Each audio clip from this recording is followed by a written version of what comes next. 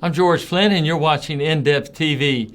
Today we're going to explore the subject of focus. That's right, how to focus, how to beam in on what you would like and what you would like to do, who you would like to be, the things you would like to do. So focus is very important.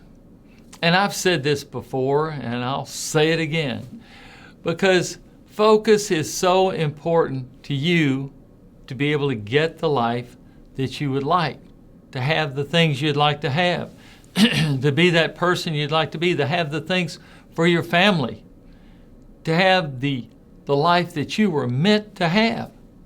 It requires focus. The story is about a lion tamer. And a lion tamer tames a lion. You've seen him with a chair or a three-legged stool. Now, who in their right mind would take a chair or a three-legged stool into a lion's, in a cage? And these are lions.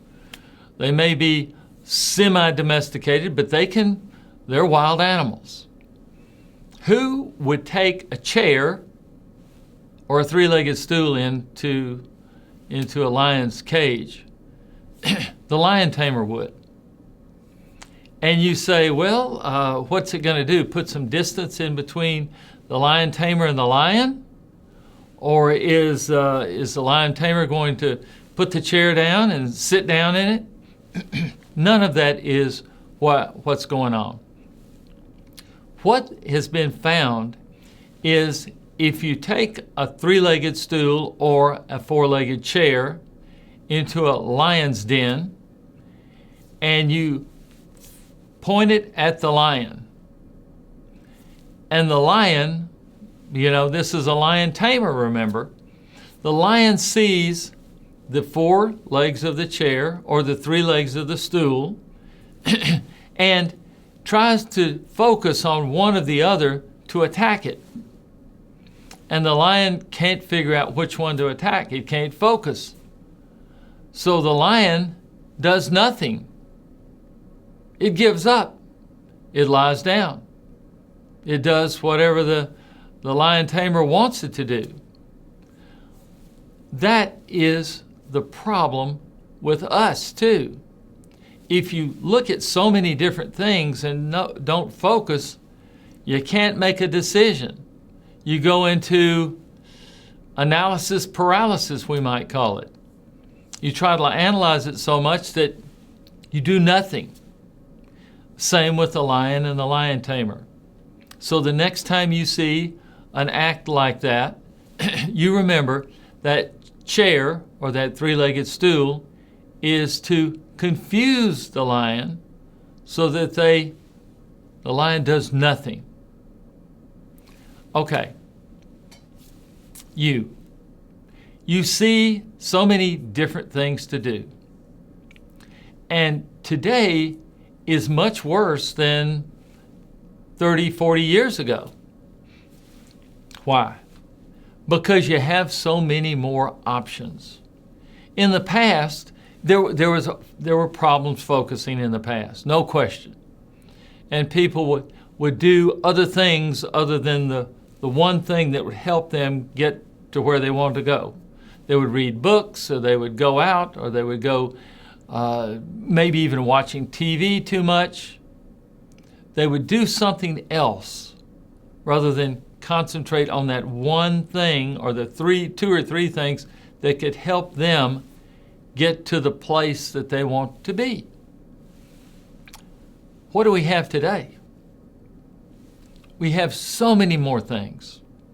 We have handheld devices, handheld phones. We have tablets. We have computers. We have smart speakers.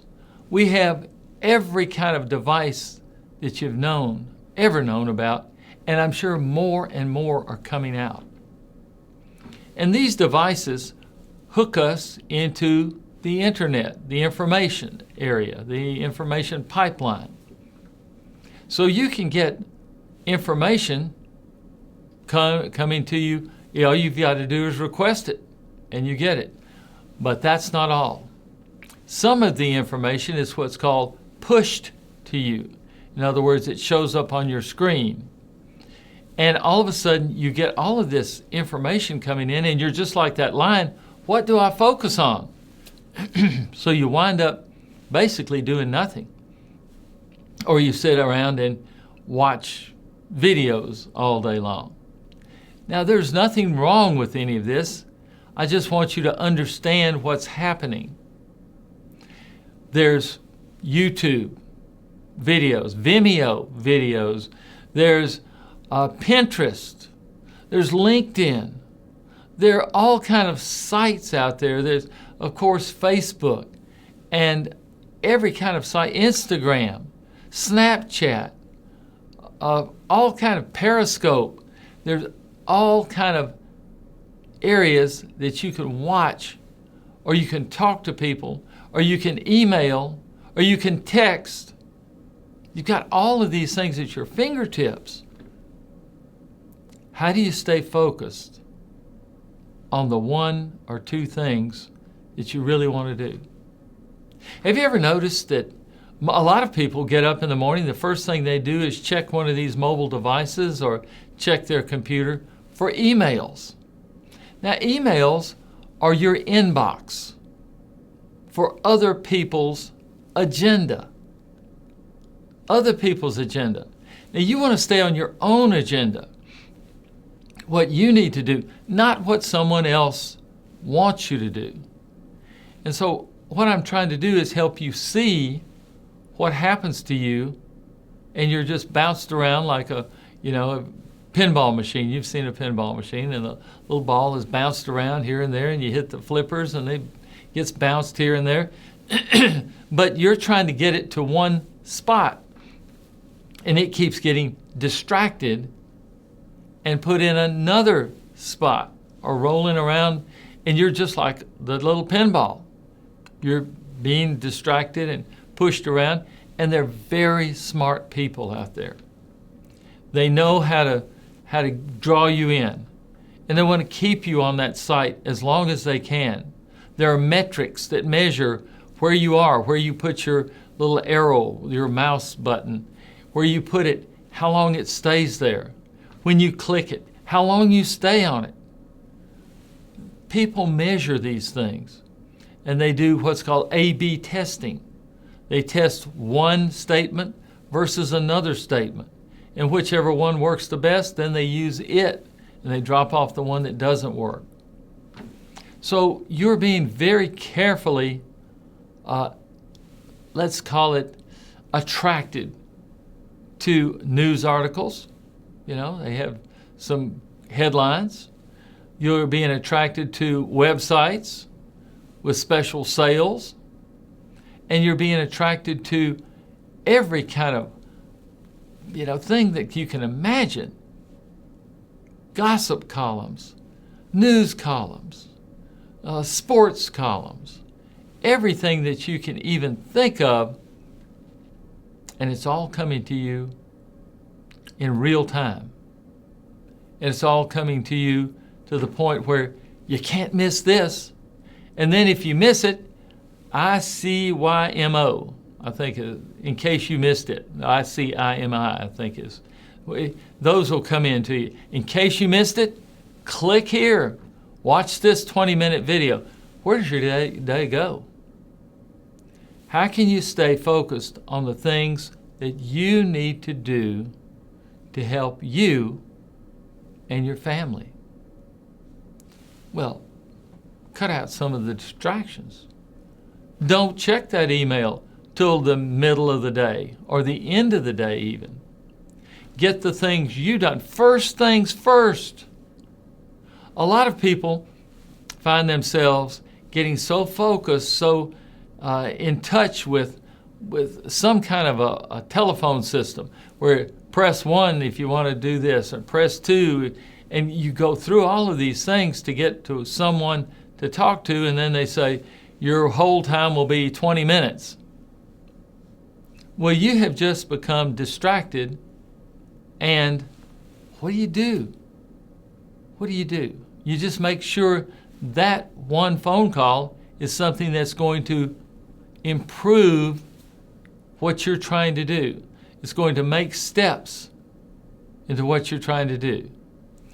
What I'd like for you to do is every evening or every morning at the latest, it's better to do this in the evening, make a list of the things you need to do that day, basically the next day. If you'll do it in the evening, your mind is a little bit easier going. It can understand things a little bit better.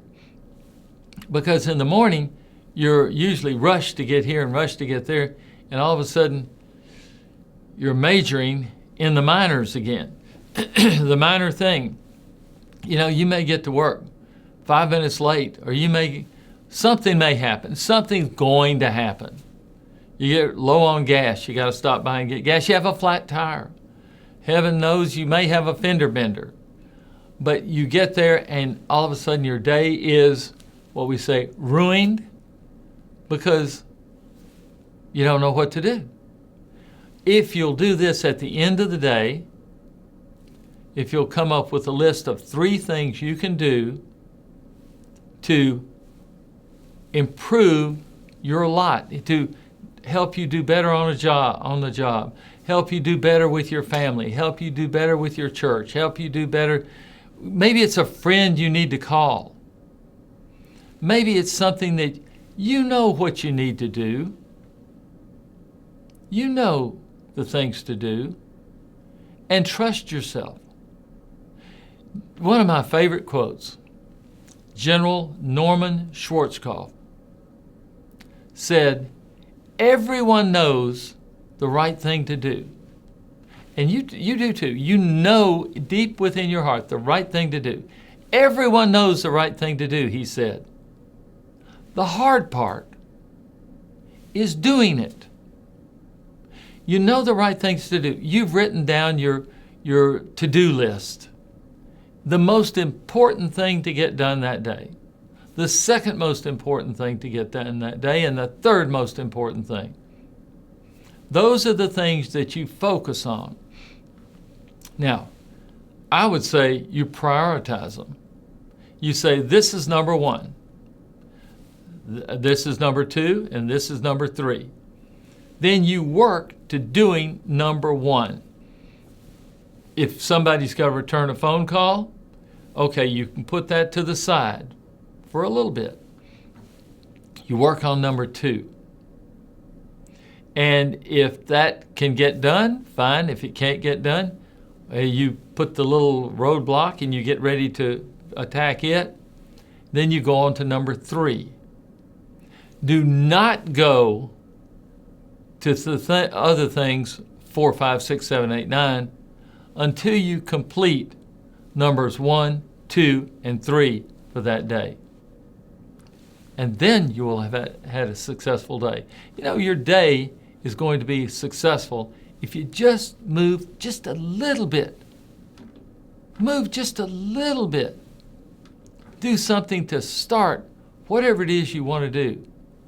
But just do it a little bit, because you can't expect to do the whole thing all at once. Big things, big changes are not fast. Decisions to make big changes are fast. But the big change usually takes a little time. And you can have the time to do it if you just do a little bit on it every day. And that's what I'm talking about. You can focus on doing something to improve that goal, that thing that you want to do, that business you want to start, that business you want to improve, the relationship you want to improve, just a little bit every day. And soon you'll find yourself exactly where you want to be, because you have learned to focus your efforts. I'm Dr. George Flynn. Thank you for watching, and we'll see you next time.